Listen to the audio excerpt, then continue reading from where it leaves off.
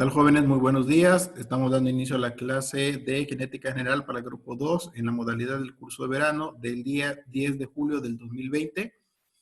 En esta ocasión vamos a continuar un poco con los temas que habíamos visto anteriormente acerca de cómo es que están constituidas las estructuras que permiten la transmisión hereditaria, ¿de acuerdo?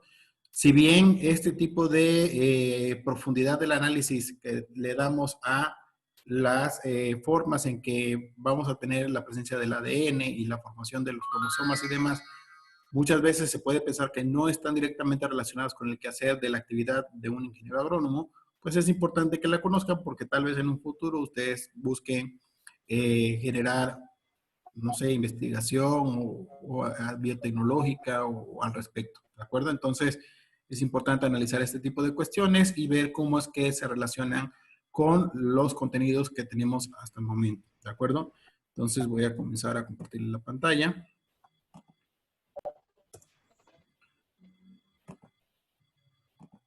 Ok, entonces tenemos el material hereditario, ya habíamos visto que es el ADN, que es en donde se encuentra la información que se va transmitiendo a través de los genes de generación en generación, ¿sale? Entonces, en las células eucariotas es en donde tenemos la presencia del ADN, tanto en el núcleo, que es la principal fuente del ADN, también tenemos en las mitocondrias. En el caso de las mitocondrias, tenemos el ADN mitocondrial, ¿de acuerdo? Que es el que, a diferencia del ADN nucleico, solamente va a tener la formación de los pares por parte de la madre, ¿de acuerdo? Y las diferencias sustanciales entre las células vegetales y las células animales, pues ya ustedes más que ya las deben de conocer, que es la presencia del cloroplasto y de una gran vacuola central, en el caso de las plantas, y en el caso de los animales tenemos vacuolas más pequeñas y no tenemos la presencia de los cloroplastos, sino de otras estructuras, ¿vale? Adicionalmente a los seres vivos eucariotes, también tenemos a los procariotes, que son las bacterias, que también presentan ADN, ¿de acuerdo? Pero a diferencia de las estructuras complejas de las células, está suspendido dentro de la actividad del mismo, junto con los plásmidos y demás componentes del ADN bacteriano. Y adicionalmente a los, podría decir, seres vivos, tenemos estructuras que son la de los virus, que todavía existe un debate acerca de si es formalmente un ser vivo o no, en donde también tenemos, pues básicamente una cadena de ADN o ARN dentro de una estructura que lo único que busca es la replicación del mismo, ¿sale? Sin tener una actividad de reproducción como en el caso de los seres vivos, sino que simplemente se va replicando en presencia de uno u otro y pues ahorita estamos viendo mucha información con respecto a estas por la contingencia sanitaria ocasionada por el virus del SARS-CoV-2 o el virus, coronavirus, que provoca la enfermedad del síndrome agudo respiratorio severo, ¿sale?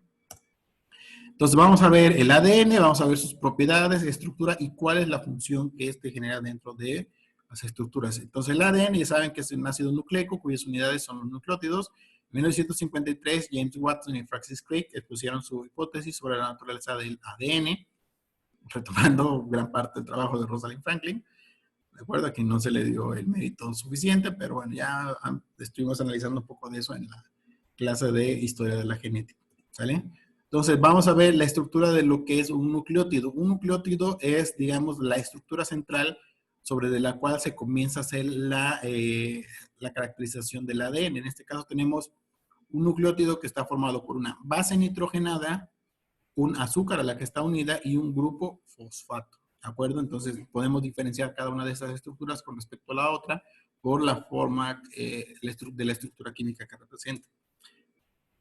Y de este nucleótido podemos diferenciar también lo que es el nucleócido, que es la parte que está siendo formada por la base nitrogenada y por el azúcar. ¿De acuerdo? Entonces, en el caso de las bases nitrogenadas, las podemos dividir en dos grandes grupos. Por un lado tenemos las pirimidinas, que son las que presentan un anillo central, ¿de acuerdo? Sustituido con dos grupos nitrógeno y la diferencia entre ellos son los sustituyentes que están alrededor de este anillo, ¿de acuerdo? En este caso tenemos el anillo de la citosina, tenemos el de la timina, que son las bases nitrogenadas correspondientes al ADN, y en el caso del ARN tenemos el uracil. ¿de acuerdo? Que la diferencia sustancial que guarda con respecto a la timina es la no presencia de este grupo metilo. En el caso del uracilo, simplemente tiene un grupo hidrógeno, ¿de acuerdo? Y también tenemos las purinas. En este caso es una presencia de dos anillos, un anillo central hexagonal y un anillo a un lado de pentagonal, ¿de acuerdo? Y en este caso las purinas van a ser dos, van a ser la guanina y la adenina, ¿sale? Entonces, estas estructuras de las bases nitrogenadas son las que van a hacer la unión entre las cadenas de ADN. Entonces, aquí tenemos el anillo pirimídico, ¿de acuerdo? De la citosina, el uracilo y la timina. Y tenemos el anillo purínico, ¿de acuerdo? De la guanina y la adenina. ¿Vale? Vean cómo entre cada una de estas bases nitrogenadas existen unas pequeñas diferencias sustanciales acerca de cómo es que van a estar representadas cada una de ellas. ¿Vale? Y existe una complementariedad entre las bases, ¿de acuerdo? Una base pirimídica va a estar unida con una base purínica de una forma entre la unión de los enlaces de puente de hidrógeno, que también ya habíamos analizado previamente, y siempre se va a unir una guanina con una citosina por medio de un triple enlace de puente de hidrógeno, y una adenina se va a unir a una timina con un doble enlace de puente de hidrógeno, siempre, siempre, siempre en las mismas posiciones, ¿de acuerdo? En este caso, el sustituyente del NH2 con el oxígeno, y se va a formar un puente de hidrógeno entre el nitrógeno 1 y el nitrógeno 3 del azúcar, ¿vale? Y de este lado también vamos a tener la base nitrogenada formando en exactamente las mismas posiciones, siempre citosina, guanina y adenina, timina, o al revés, timina, adenina, guanina, citosina, ¿sale? Después, estas bases nitrogenadas van a estar unidas a una estructura de azúcar conocida como desoxirribosa, y siempre de forma análoga con respecto a las anteriores va a estar unida en un punto en específico, ¿de acuerdo? Entonces, si aisláramos la estructura central de la cadena del ADN, digamos, siempre va a estar formada por una base nitrogenada, por un azúcar y el fosfato, y esta estructura completa se puede denominar, en este caso, dado que tenemos la base nitrogenada de la adenina, un monofosfato de adenosina, ¿vale? Ahora bien, por medio de enlaces entre los fosfatos con las azúcares correspondientes, siempre otra vez en las mismas posiciones, el fosfato va a estar uniendo cadenas de azúcar, ¿de acuerdo? Y las cadenas de azúcar van a estar unidas a las bases nitrogenadas, ¿de acuerdo? Todo este enlace que se está formando entre la unión entre el fosfato y el azúcar se conoce como unión fosfodiéster, y es la que va a permitir, digamos, construir la base de la escalerita del ADN. Entonces, por un lado va a estar el fosfato, el azúcar, fosfato, azúcar, fosfato, azúcar, y unida a cada una de las azúcares vamos a tener una base nitrogenada, siempre en la misma posición. ¿De acuerdo? Entonces, los puentes de hidrógeno son los que van a unir a las dos cadenas que están opuestas. Vamos a tener una cadena de un lado y vamos a tener una cadena del otro lado. Y siempre se van a ir pegando, si lo quieren ver así, en las mismas posiciones, timina con adenina y citosina con guanina. ¿Vale? Timina con adenina con una unión de doble enlace, y la citosina y la guanina con una unión de triple enlace.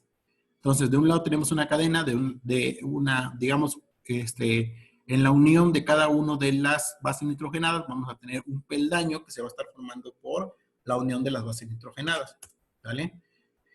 Y podemos hablar de que esto va a ser una estructura primaria. La estructura primaria va a ser la cadena de nucleótidos unidos por sí por enlaces fosfodiéster. Entonces vamos a tener una formación entre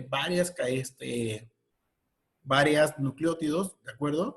Con respecto a otro por medio de la unión entre los fosfatos y las uniones fosfodiéster. Entonces siempre vamos a tener una cierta cantidad de nucleótidos en donde vamos a poder hacer la diferenciación con respecto al otro por la secuencia que va presentando. Aquí tenemos TA, timina adenina, luego tenemos otra vez timina adenina, citosina guanina, adenina timina y guanina citosina, ¿de acuerdo? Entonces aquí tenemos una secuencia TA, CG, AT, GC. Entonces recuerden que pueden estar de un lado o del otro. Aquí tenemos otra estructura esquemática, ¿de acuerdo? Entonces tenemos por un lado la P, que va a ser el fosfato, S del azúcar, y en la cadena del ADN vamos a tener la diferencia entre cada una de ellas, AT, CG, GC, CT, TA, TAC, y finalmente GC, ¿de acuerdo? Entonces así es como vamos a tener cada una de estas estructuras. Ahora bien, la diferencia sustancial que existe entre las dos estructuras que permiten la transmisión de ciertos caracteres entre las especies va a ser el azúcar que tienen en cada uno de ellos, ¿de acuerdo? En el caso del ADN tenemos el azúcar desoxirribosa y en el caso del RNA o el ácido ribonucleico, vean, la diferencia sustancial simplemente va a ser una posición en el grupo del azúcar, mientras que en la ribosa tenemos un grupo OH, en el caso de la desoxirribosa simplemente tenemos un hidrógeno, ¿vale? Y la otra diferencia sustancial entre el ADN y el ARN va a ser que en el caso del ADN vamos a tener la base nitrogenada timina, que tiene un sustituyente aquí de metilo, y en el caso del ARN o el RNA tenemos la base que va a ser un uracilo, en el cual no tiene un metilo, sino que tiene un simple hidrógeno, ¿sale? Digamos que de esta forma, así como quien dice, se compensa la falta de un CH aquí con el de acá y con el de acá, ¿vale? Entonces, en el ADN vamos a tener una cierta secuencia de la cadena de adenina, timina, citosina, guanina, y en el RNA vamos a tener adenina, citosina, guanina, uracilo, ya no vamos a tener la timina, ¿sale? Ahora bien, la estructura secundaria va a ser la estructura helicoidal básica, que es en donde ya comenzamos a ver la formación de la doble hélice, que van a ser las dos cadenas polinucleótidas enrolladas entre sí, ¿vale? Entonces ya podemos ver cómo la presencia de una cierta cantidad de pares de bases nucleótidos girando alrededor de una hélice principal, ¿de acuerdo? Entonces en el centro tenemos las bases nitrogenadas, en las orillas tenemos los azúcares y los fosfatos haciendo la unión diéster para que, digamos, le dé este esqueleto al ADN. Entonces aquí normalmente tenemos una cierta cantidad de estructuras de la formación entre el ADN y el ARN, ¿de acuerdo? Entonces aquí es donde tenemos la formación de cada una de ellas.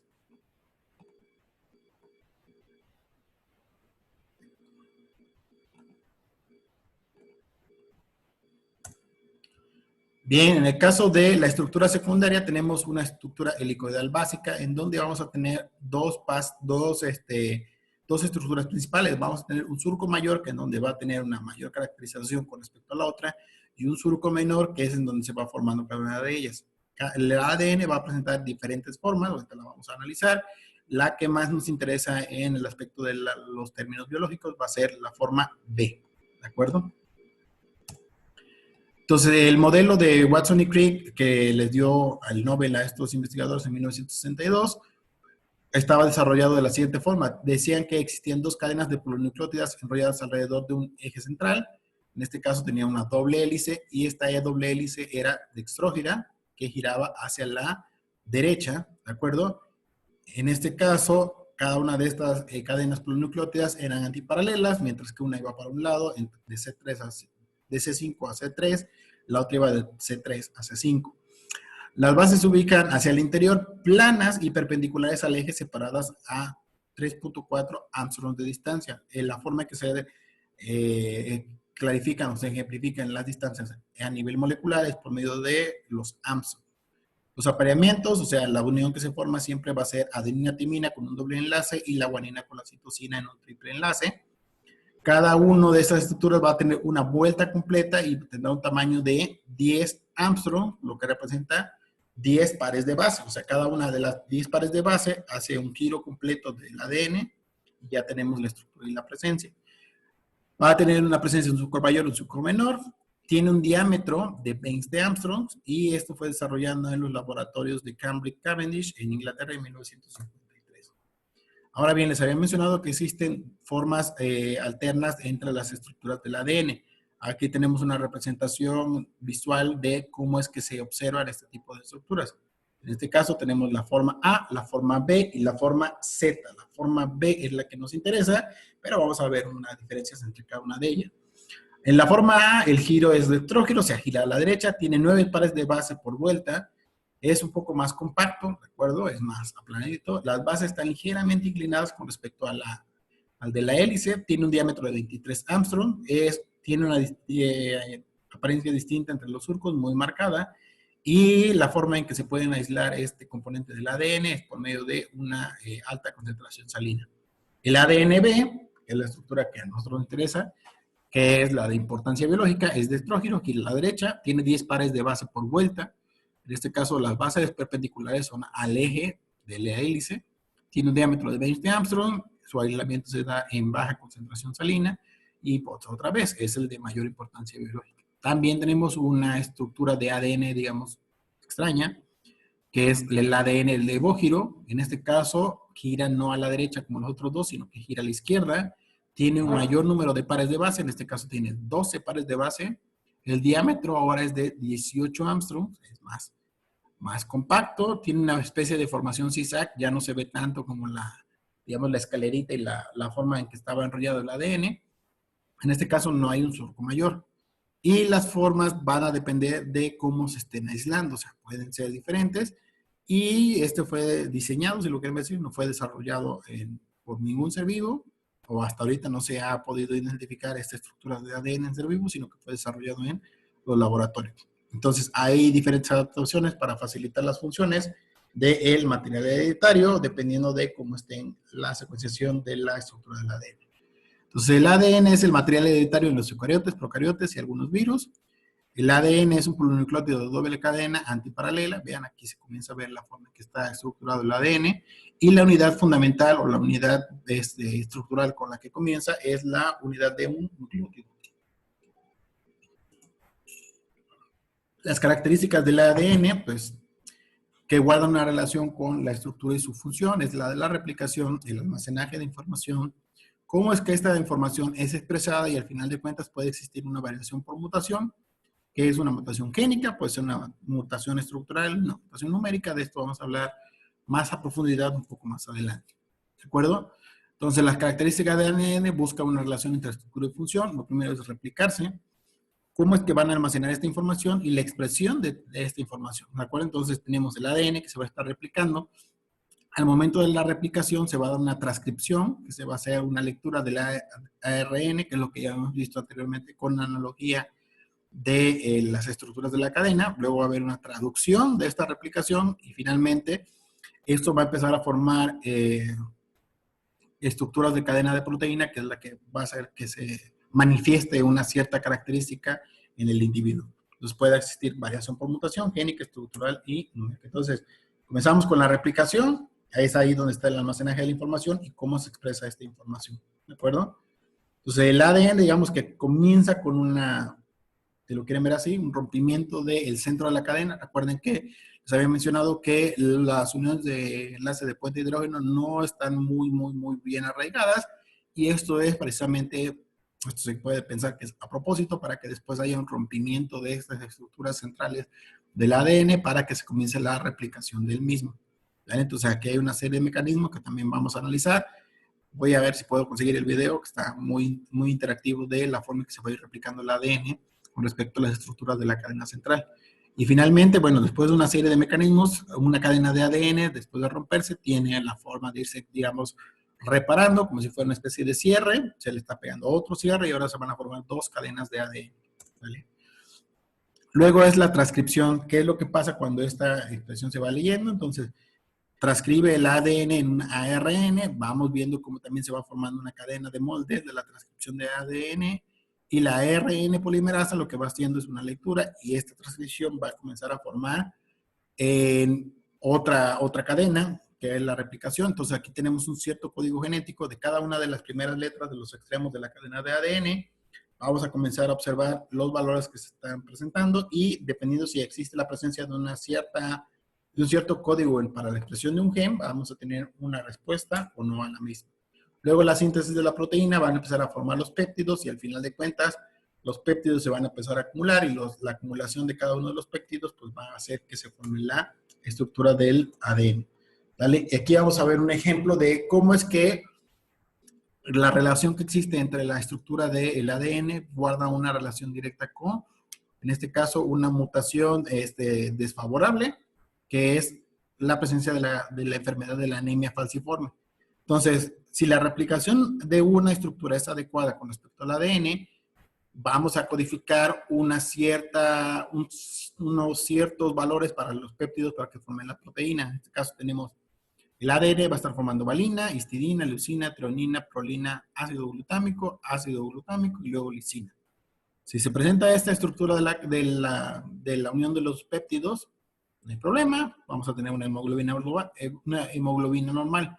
Pero con solamente un péptido que no esté en la posición adecuada, ¿de acuerdo? Eso nos va a acarrear la presencia de la enfermedad de la anemia falciforme. Vean, ahí se puede observar que el glóbulo rojo ya no tiene la misma estructura que presentaba en el caso de la hemoglobina normal, y entonces vamos a hablar de que tenemos una enfermedad de tipo genético, ¿de acuerdo? Porque hay una interrupción en la secuencia normal de la cadena de los péptidos que forman a la hemoglobina. Tenemos otras características del ADN, tiene una presencia universal en los seres vivos, y entre especies muy diferentes van a tener mecanismos similares para conservar y expresar la información contenida en el ADN. Entonces funciona igual para plantas y para animales. Plantas desde muy pequeñas hasta animales tan grandes como la ballena gris. ¿Sale? Otra vez volvemos a lo de las estructuras celulares. Vean, entonces tenemos en la presencia del ADN, tanto en el núcleo, que es digamos, la fuente principal de la transmisión de la variabilidad genética, y en el citoplasma también tenemos en las mitocondrias un poco de ADN. Ya vamos a ver un poco más adelante también acerca de esto.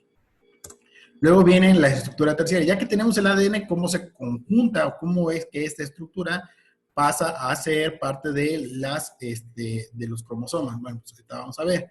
El ADN se va a ir uniendo con una cierta cantidad de proteínas, va a formar la cromatina. Esto va a ser la deuterocromatina y heterocromatina. Entonces, vean, la cadena de ADN, digamos, se va a empezar como que a enrollar alrededor de unas ciertas estructuras hasta que formen un solenoide, y de ahí vamos a pasar a la cromatina. Vamos a ver este mecanismo, cómo es que funciona. Entonces, el ADN se va a estar uniendo alrededor, o se va a estar, digamos, enrollando alrededor de los nucleosomas. Luego estos nucleosomas se van a comenzar a congregar o agregar alrededor de ellos mismos hasta formar un solenoide. Estos solenoides también de igual forma se van a empezar a agregar cada vez más y más estructuras más alrededor de la misma hasta formar un supersolenoide, y estos supersolenoides son los que al final de cuentas vamos a hacer la identificación del cromosoma.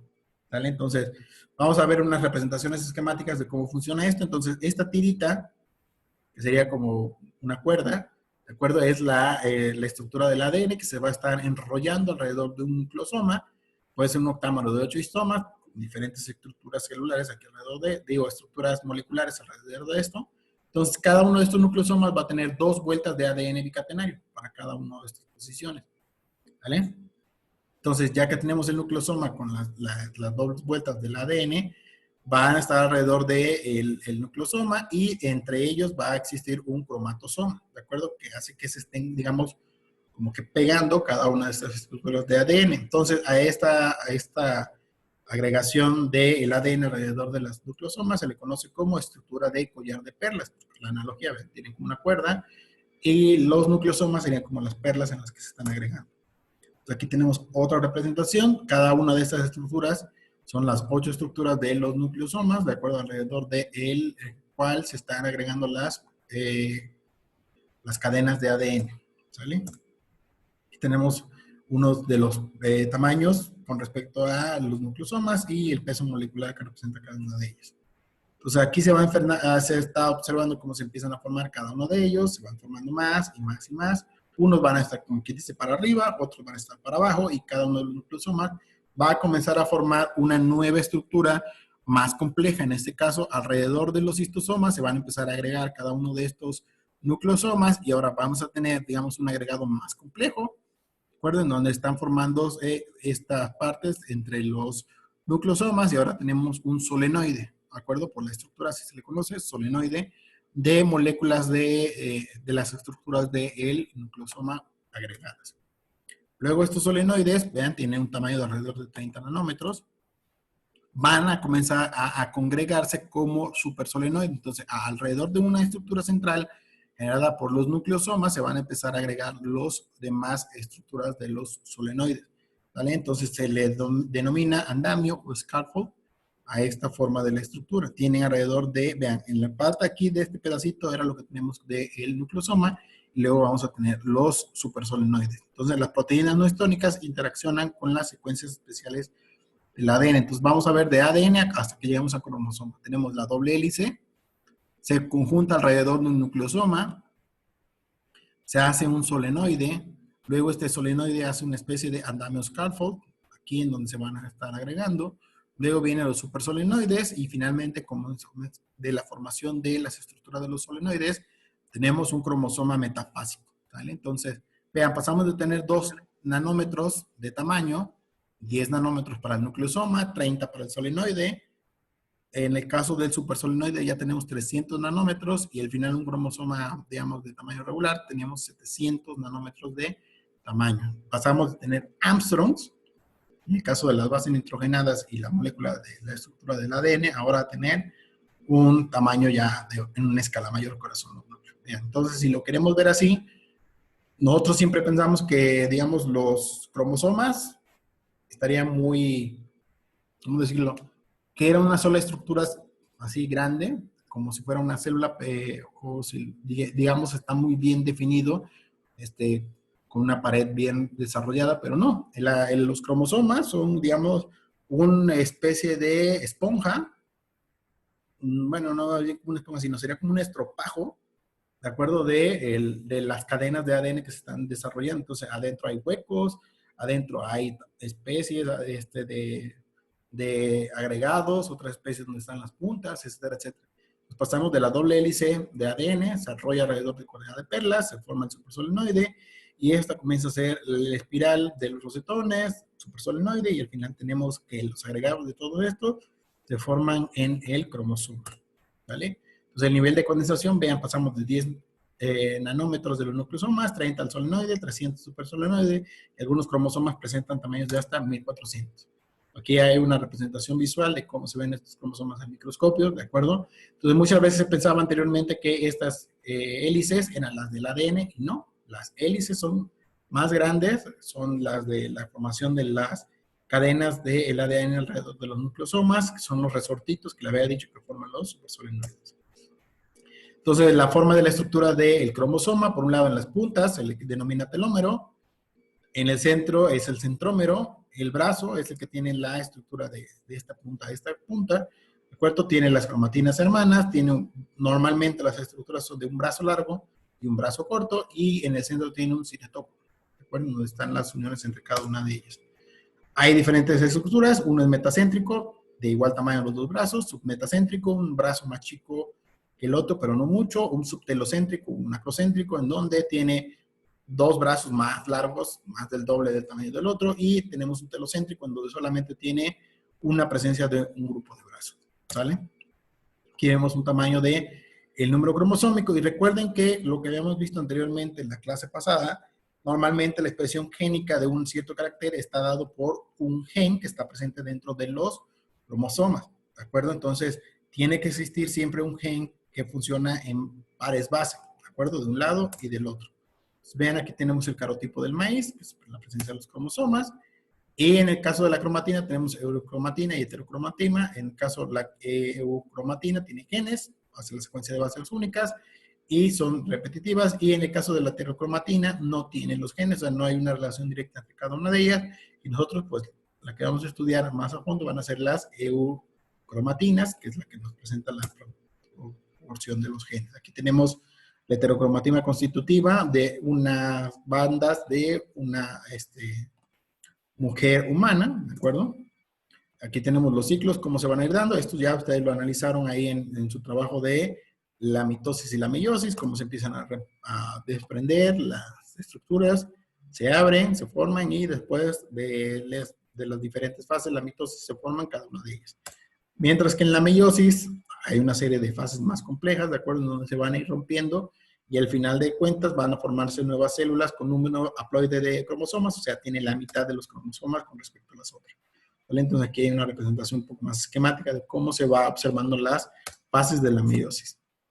Recuerden que este material lo van a tener disponible ahí en las plataformas. Entonces aquí tenemos más de la recomendación independiente de las fases del ADN, del cromosoma y demás. Entonces la diversidad genética entre los individuos se debe precisamente a dos fenómenos, que es la mutación y la reproducción sexual. La reproducción sexual implica una clase especial de división celular, que en este caso es la meiosis. ¿Vale? Entonces aquí tenemos una ilustración de cómo se ve el número de los cromosomas normales y anormales con respecto a la enfermedad, por ejemplo, del síndrome de Down. En este caso, vean, tenemos un par extra un cromosoma extra en esta posición de aquí con respecto al que teníamos acá. Entonces, en el par 21 de cromosomas es donde se da esta variación genética. ¿De acuerdo? Entonces, más adelante vamos a ver más sobre estructuras del ADN y demás. ¿De acuerdo?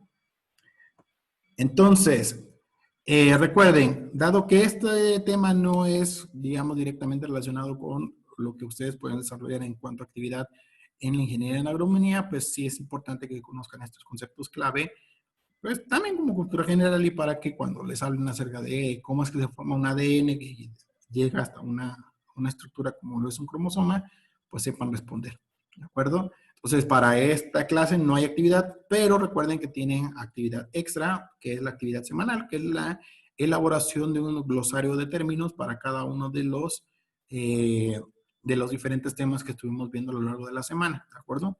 Entonces, el día de hoy, y bueno, salvo un poquito que vamos a ver, les digo, del video de la próxima clase, del próximo lunes, acerca de cómo se da este mecanismo de la ruptura del ADN. Por hoy terminamos pues así a grandes rasgos, la unidad número 1. La próxima semana vamos a ver la unidad número 2, que es herencia mendeliana y demás. ¿Sale? Entonces, también van a estar desarrollando actividades de forma diaria y ahí vamos a estar viendo cómo se va a ir trabajando con respecto a esto. ¿Vale? Entonces, ahorita en el Classroom y después en la plataforma, me es más fácil subir las cosas en el Classroom primero y ya lo paso a la plataforma. Ahí va a estar la actividad, van a estar dos actividades y va a estar este material, o sea, esta presentación que tuvimos el día de hoy, ahí va a estar presente. Y la actividad va a ser, pues, el glosario de términos al final semanal, mínimo unos 25, diría yo, que tuvieran ahí ADN, que es un cromosoma, que es un gen, que es un fenotipo, genotipo y demás. Entre más completo esté, pues más fácil pueden retomar de ahí los conceptos para el examen del próximo viernes, ¿de acuerdo? Entonces, todavía me queda afinar bien el detalle de qué va a pasar con las personas que no pueden asistir a la clase con respecto a cuándo van a desarrollar el examen. O sea, la justificación de la asistencia, pues ya les dije, es la elaboración de un resumen con base en el video que está generándose de la clase y asimismo, pues con el material que le estamos proporcionando. Pero en el examen sí va a haber ahí, pues, una consideración extra que va a pasar, ¿de acuerdo? Porque pues tienen que hacer el examen como tienen que hacer todas las demás actividades, ¿sale? Entonces, para ustedes que están el día de hoy, los 9 que están en 8 que están en la clase del día de hoy, no tienen que hacer el resumen de las clases, ¿de acuerdo? De esta clase, solo es para aquellos que no pueden estar en la clase de forma presencial aquí, ¿sale? Entonces, ¿alguna duda, comentario con respecto a las actividades o el desarrollo de la clase? Pueden desactivar su micrófono para hacer una participación.